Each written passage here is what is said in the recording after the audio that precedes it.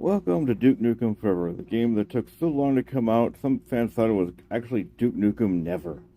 But after 14 years of development, countless delays, and more false starts than a racehorse with cold feet, Duke is finally back and ready to kick some alien butt. So grab your shoes, load up your guns, and get ready to experience the game that proves good things come to those who wait, and wait. With Duke Nukem Forever.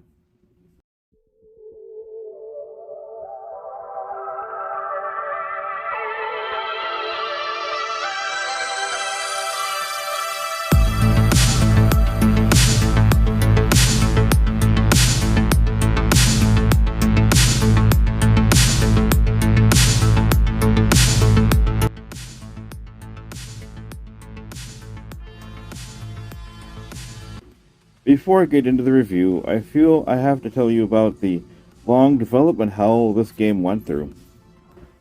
3D Realms started working on Duke Nukem Forever in 1997, right after the success of their first one, Duke Nukem 3D. But it was delayed for 14 years due to engine changes, understaffing, and non-existent development plan. But hey, it holds the world record for the game with the longest development.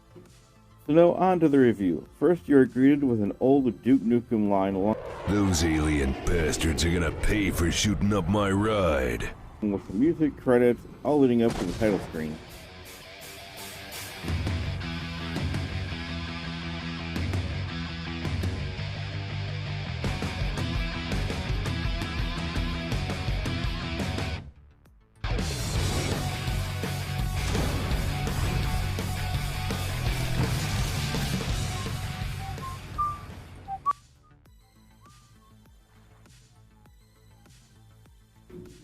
The game actually starts out with a Duke taking a piss in the bathroom, after which you walk into a locked room, walk over to two people figuring out how to deal with an alien invasion.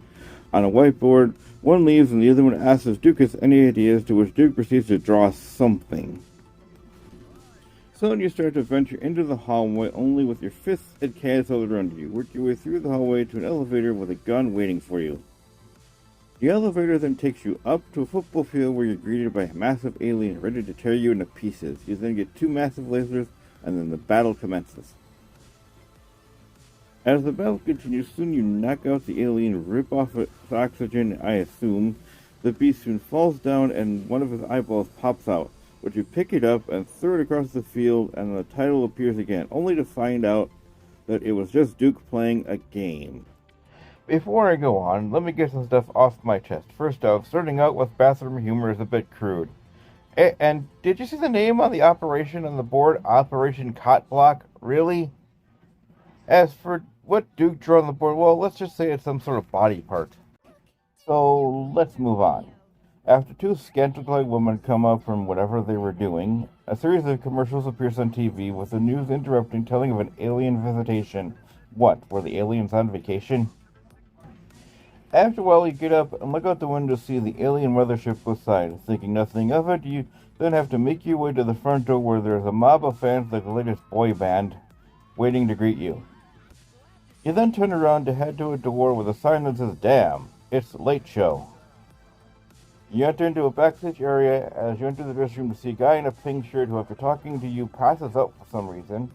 You soon make your way to the stage. However, you are stopped by a young fan and his dad wanting an autograph. You sloppily write in it and then make your way to the stage, and the host walks up to you. You make your way backstage where the host seems to want to fight. You go behind him and knock him out. Then you make your way back to the elevator to your penthouse. As you make your way up, you see that the alien visitation has turned into a full-scale invasion. The power goes out, and you push up the emergency button, and a hatch and ladder appear, and you climb up, and using brute strength open up the doors to the next floor. As you pass the window, only to see that the aliens have now decided to climb the building and have made their way into the building. You then walk through a museum to Duke, to a red velvet throne with a person on it who you kick off, and then right down to Duke's underground command center, where every politician wants Duke to take action. Now the action takes place as you try to escape, and you realize that the aliens have made their way into the command center, and you're only armed with your fists. Again, more boring exposition, so far, Duke Nukem Forever has been nothing more than exposition after exposition. I sure hope it gets better from here. After punching out the alien blocking your path, you make your way through a dimly lit hallway to find your first weapon, an award statue. You ditch then enter into another room, this time with 2 humanoid aliens. You get ready to fight as you proceed to deal with them with only your fists. You make your way to a vent hatch and rip off the top and slide down a tube to the vents to the boiler room. Soon the lights go out and you end up with blue night vision that somehow goes in and out on you, as you have to fight your way through more hallways. Gee, the night vision goes in and out, that's kinda wrong. So after all this, the first 30 minutes was just pure expedition and basic Duke Nukem gameplay. You then find your way to the elevator to the surface and you ride it up. On the surface, find more aliens you have to fight, and eventually you get knocked out only to wake up in a ventilation shaft again. You crawl through it like some sort of spy, you end up finding an elevator with yet another gal waiting for you. You get to the next floor only to be shrunk and end up driving an RC car. Eventually you get big again and do more hallway walking and shooting aliens just to get small again and back to driving the RC car. This game is a whole lot of hallway walking and little action. Now on to the pros and cons. The pros, I'm not sure what I have to say here. Nostalgia is all I got to say about that. Where do I begin? Well, let's start out with a 20-minute lie that starts out with bathroom humor that is so dated it can become offensive. The whole idea of lying to the player thinking that they're playing the game at the start of the game is really in poor taste. Only to reveal that it was Duke actually playing a game, that is just sad, and the 2 scandal-clad women who just pop up out of nowhere is more offensive humor that I can stand. The idea of the late-night talk show, I really think it didn't need to be part of it at all, it just prolongs the action. The whole game altogether is just pure garbage, a lot of just useless wandering and very little action, and overused one-liners. So let's see, Duke Nukem Forever is hours of boring hallway walking, crude humor, and outdated gameplay. You could actually tell this game was outdated even when it came out in 2011. In short, Duke Nukem Forever is a mess of recycled, offensive 90s humor combined with outdated graphics and boring gameplay. Hey, Paul here, just want to say one thing. You see this shirt on the screen?